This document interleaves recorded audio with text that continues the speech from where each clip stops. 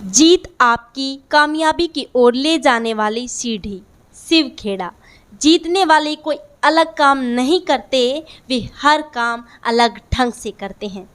मेरी माँ को समर्पित, जिनका मैं उस मजबूत बुनियाद बनाने के लिए सदा एहसानमंद रहूँगा, जिसके आधार पर यह किताब लिखी गई है।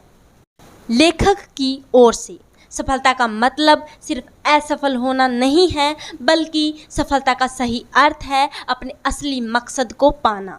इसका मतलब है पूरा युद्ध जीतना, न कि छोटी मोटी लड़ाइयाँ जीतना। Edwin C Bliss. आप ऐसे लोगों से मिले ही होंगे जो अपनी ज़िंदगी बेमकसद गुजार रहे हैं। ऐसे लोग किस्मत के रास्ते से जो भी पाते हैं उसे ही कबूल कर लेते हैं। चंद लोग ही होते हैं जिन्हें कामयाबी तुक्के से मिल जाती है, पर ज़्यादातर लोग तो नाखुशी और हताश में ही ज़िंदगी गुजार देते हैं। यह किताब ऐसे लोगों के लिए नहीं है जिनमें कामयाबी हासिल करने के लिए न तो पक्का इरादा होता है, न ही इसके लिए वे वक्त निकालते हैं और न ही कामयाब होने के लिए कोशिश करते हैं। यह किताब आपके लिए है। सीधी सी बात है कि आप इस किताब को पढ़ रहे हैं, जिससे जाहिर होता है कि आप अपनी ज़िंदगी को और भी बेहतर और खुशहाल बनाना चाहते हैं। आपकी कामयाबी के रास्ते में यह किताब मददगार साबित हो सकती है। यह किताब किस किस्म की है?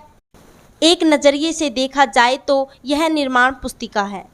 यह कामयाबी के लिए ज़रूरी औजारों के बारे में बताती है और एक खुशहाल और भरपूर ज़िंदगी का नक्शा तैयार करती है।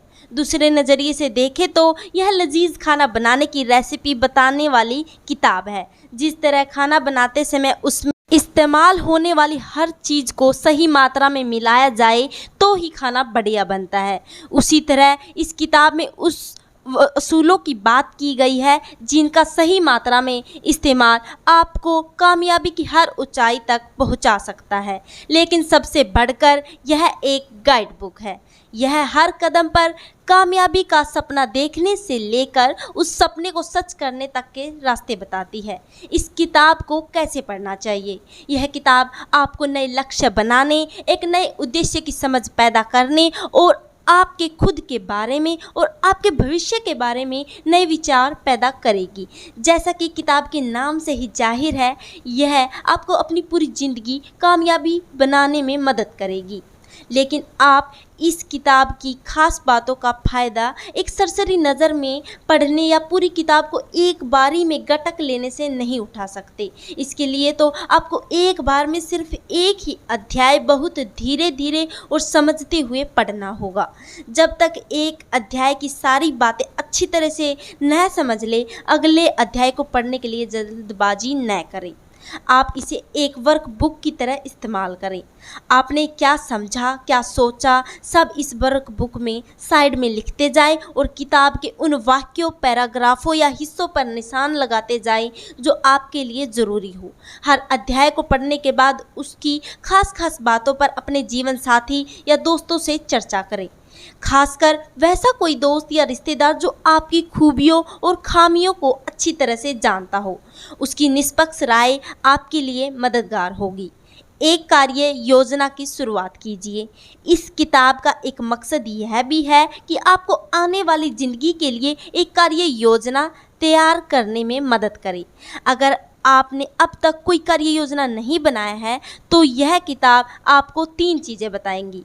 आप क्या हासिल करना चाहते हैं, किस तरह से उसे हासिल करना चाहते हैं, कब तक हासिल करने की योजना है। इस किताब को पढ़ते वक्त एक नोटबुक साथ में रखें और उसे 3 हिस्सों में बांट लें। आपके लक्ष्य, आप अपने लक्ष्य कितने मुकामों से गुजर कर पाना चाहते हैं और इस कामयाबी के लिए आपका टाइम टेबल।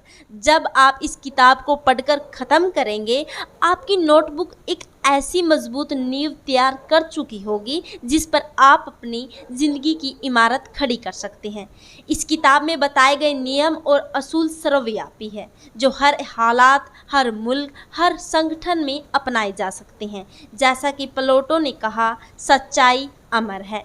इस पूरी किताब में मैंने सिर्फ लिखने की सुविधा के लिए पुल्लिंग शब्दों का इस्तेमाल किया है, लेकिन इस किताब में बताए गए असूल या रास्ते पुरुष और महिला दोनों पर एक जैसे ही लागू होते हैं, कहीं कोई फ़र्क नहीं। कामयाबी के ये असूल इस आधार पर लिखे गए हैं कि ज़्यादातर लोग काबिलियत या अकल की कमी के कारण नाकामयाब नहीं होते, बल्कि इरादा, रास्ता, समर्पण और अनुशासन की कमी के कारण नाकामयाब होते हैं।